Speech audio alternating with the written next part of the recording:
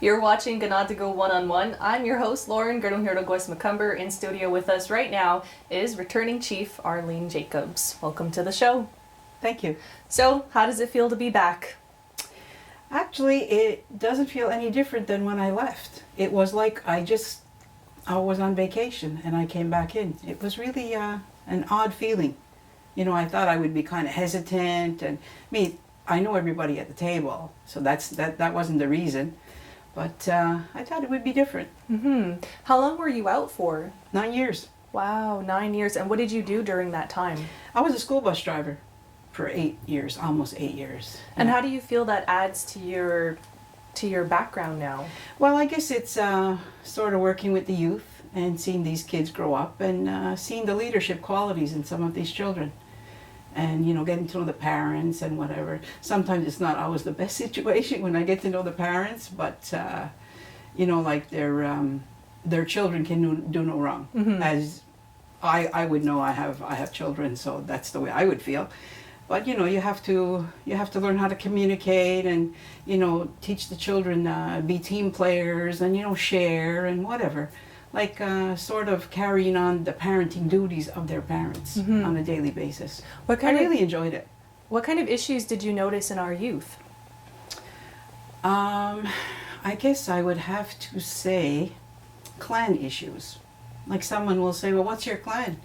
And the child will say, well, I'm this or I'm that. And they'll say, well, no, because your mother's not native. And I thought, whatever the adults are going through, the children are experiencing the same things, and it's coming out in their actions. You know, whatever they experience at home, it comes out, and you see it on the bus on a daily basis. Not a daily basis, but quite often. Mm-hmm. Yeah. So how can you affect change in that area by being on council? I guess just doing what I was doing on a different level. You know, talking to the people, and that's what I've always done best is, you know, talking to people and everywhere I go. I mean, everyone seems to know me. You know, I've been around a long time. What kind of issues are you looking forward to tackling on the council table for the next 3 years? I would like to work externally, like with the provincial and federal governments, and you know, CKR and QKR. But of course, I won't be the lead. There'll be someone else, and I will work with them. So of course, it'll be a learning process because I was more focused internally on my last term when I was there between 1998 and 2006. Like I worked on membership issues and housing and lands and social development unit, you know, and things like that. So I think it's time for me to expand. I'm older. I have changed. My outlook has changed. The community has changed. And I think I can contribute in a positive way. Mm-hmm. Mm-hmm. You're one of the only people, aside from Martin LeBourne, I believe, who was on council with Joe Norton Mm-hmm. back in the day. Mm-hmm. What was that like? What was it like? Well, Joe was a good leader. He was very direct. Whatever, you know, he said, he made sure he had the consensus of the table, and I think that's a quality in a leader. And I mean, I've only been there 2 weeks, so I don't know if his style has changed. I don't think so, just from what I've seen. And we always work well together, Joe and I. You know, we're very close in age. He's a little bit older, but we're very close in age. Mm-hmm. So we've grown up in the same atmosphere at the same time, and we've experienced the same, probably a lot of the same issues growing up. And things haven't changed that much, the issues. You know, it's still the same issues, I find anyway. Why do you feel that is? Well, like membership issues, it was always an issue. Mm-hmm. Always an issue. I mean, like when people say, I grew up with this and my parents told me this, that's true. Because I grew up with that. I'm not going to tell you how old I am, but I was born in the 50s. So, you know, getting around that, it's the same issues. There wasn't too much of a drug issue. Of course, when we were kids, it was like, you know, that wasn't the thing to do. And there wasn't as many outlets for us to express ourselves as a young adult, you know, like there is today. There's the youth center, and there's this, and there's that, and community groups, and, you know, it's really, in that case, it has changed a lot. We've grown, and we continue to grow, and we have to accommodate those people, our young people coming up. So I think that's going to make a difference. Did you ever serve under Mike Delisle? Yes. What was the difference between those two, Mike and Joe? Because not many council members can actually compare the two and can say, you know, I served under Joe and Mike. Well, I really don't like to compare people. They had two totally different styles, but they were two very good leaders in their own way. So I can't say, well, this one did this and that one did that. I can't, and I really won't say that. Okay. But I think, you know, they gelled together with, when they were a Grand Chief, they worked with the table. They both did that very well. Other things, I don't know, I haven't been there for 9 years, so. I served under him for one term as Grand Chief, but I started off with Mike Delisle in 1998. We got on council at the same time. So we have sort of a, you know, background. So there's 5 women on the council table now. What do you feel about that? I think it's great. You know, I won't be happy until there's 11 women on council or 12 women on council. But it's when I first got on council, there was 3, and that was a lot because it was always only 2. So then there was 3, and then there was 4, and now there's 5. So I think the trend is moving towards more women. We make decisions differently, and we think about it, I think, more thoroughly, and not just, okay, we're going to do this. You know, it's a different way of thinking. I mean, that's why there's men and that's why there's women. So I think we have to all work together, of course, and everyone gives their opinion. And when everyone gives their opinion, a decision is made. So you find men are more action-oriented Yeah. and women will step back and think things through? Not totally, because I am action-oriented. I like to, you know, get something done. I don't like to just keep talking about it. You know, we'll talk about it once and, okay, this direction we're going to go in, then let's go. Like, you know, like the shirt on Nike, just do it. Well, that's the way I am. So what are you looking forward to most tackling? Like what kind of issues? You touched on a few, like maybe membership, but is there anything else besides, you said provincial government? Well, like, you know, if you work on the CKR, which is Canada-Kahnawake Relations, or now they put it Kahnawake-Canada Relations, you know, there's a big lands issue in this community, you know, and people have to learn how to share again.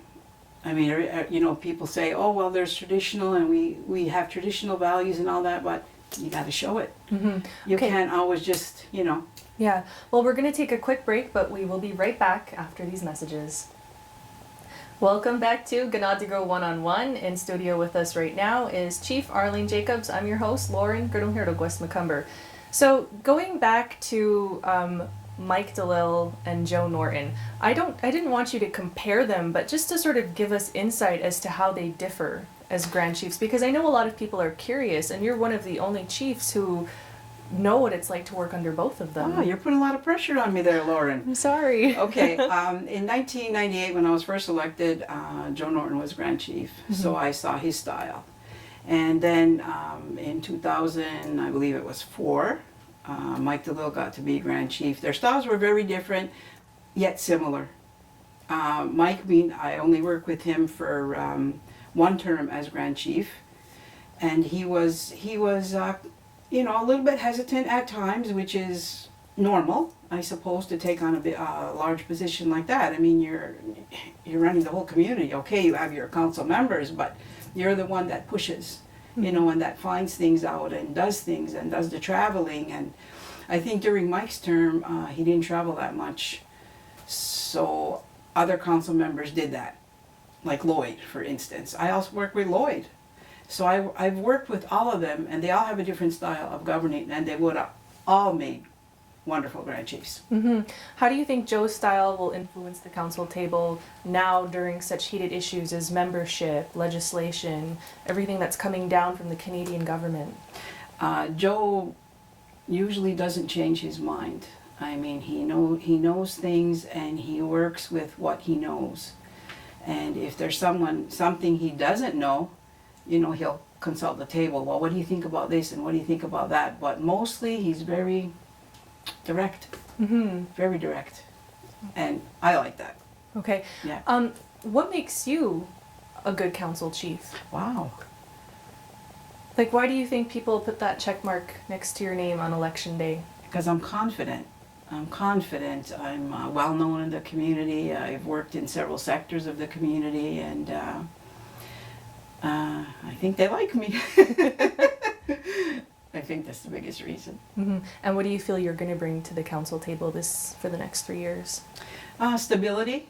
I think it should be more open to the community. There's a lot of things, not a lot of things, but some things that have gone on that the community were not aware of, and I am not in support of that. Things I wasn't aware of. So when I got to the table, it was like kind of like, how come if I don't know about it, which I am politically minded and politically active before I got back on council, that I think the community should have interest in. Maybe they won't understand, the whole gamut of what's going on, but from what concerns them should concern us. Mm-hmm. How would you go about making council more transparent?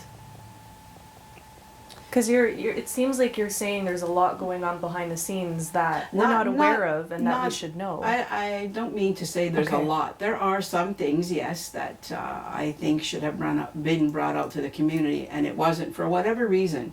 I'm just getting into it now, because if I didn't know about it, no one else knew about it. Mm-hmm. So when I learn more, then I can say more. Okay. So I really can't comment on that, even to tell you what it is. But eventually, it was a little bit in the news, but I think a lot more should come out, and the community should have been consulted. Mm-hmm. Mm-hmm. So to step back, how would you go about making the council more transparent? Well, like I said, to be more open with the community. Sometimes people will say, "Oh, well, the community won't understand." Well, I think they will understand. Mm-hmm. You explain in a way they'll understand. And understand why we're making this decision. It always is on behalf of the community, but some will say, well, why did you do that? You didn't tell us, but maybe we did tell you. Mm-hmm. In sort of a way. I mean, if it was on the radio, if it was on YouTube, and all these media outlets that we have nowadays that we didn't have 15, 20 years ago. We didn't have that. Mm-hmm. We have radio, we have this program, we have so many outlets, and I think people have to tap into those outlets and learn how to use them. Mm-hmm. Yeah. So what are you most looking forward to being back at the council table? Being a team player.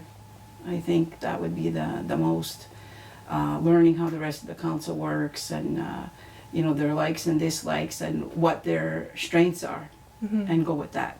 Not on their weaknesses, because we all have weaknesses, but their strengths. Mm-hmm. And what are you least looking forward to? Is there any aspect that you're kind of... Working 8 hours a day, really. As a bus driver, I had the mornings off, I was home, did all my stuff, So it's, I have to get used to being there all day and being in meetings and doing, I've always been an avid reader, but these are different things you're reading. It's really political, and it's deep. So at the end of the day, I'm not physically tired, but I'm certainly mentally tired. But I'll get over that, because I'm getting back into it now. It's like I said, I've only been there a week. Since last Wednesday I started, because I was still on the bus for a few days. Then I had to finish that job and jump into the other one. So it's a learning curve all over again, even if I was there, Mm-hmm. Is there anything else you'd like to add before we end? Just to let the community know that, we are there for you. Maybe you don't always like what we do, but we're there for the community, and I think they should give us a little more slack sometimes, and not always be like council did this and council did that, because it's for your benefit in the end. How do you deal with that attitude?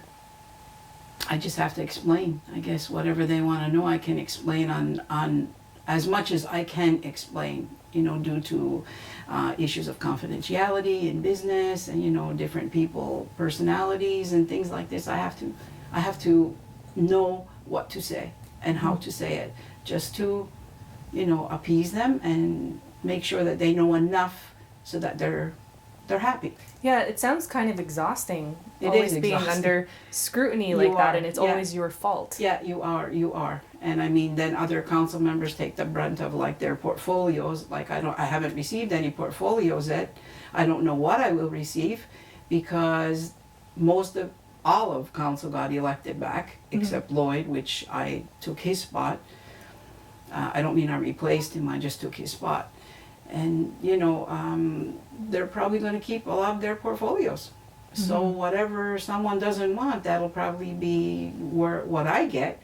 But I would like to work with a lot of them on their portfolios because I want to learn more about what they're doing. You know, because right now everybody seems to know what they're doing, and I'm sort of like on the outside. So I'm learning as I'm going along. On a daily basis, actually, I'm learning. So it's great. Well, thank you so much for taking the time to be here today. Thank you. You are watching Ganadigo One-on-One. In studio with us today was Chief Arlene Jacobs. I'm your host, Lauren Gernum Hirdogos Macumber. Onigi Wahi.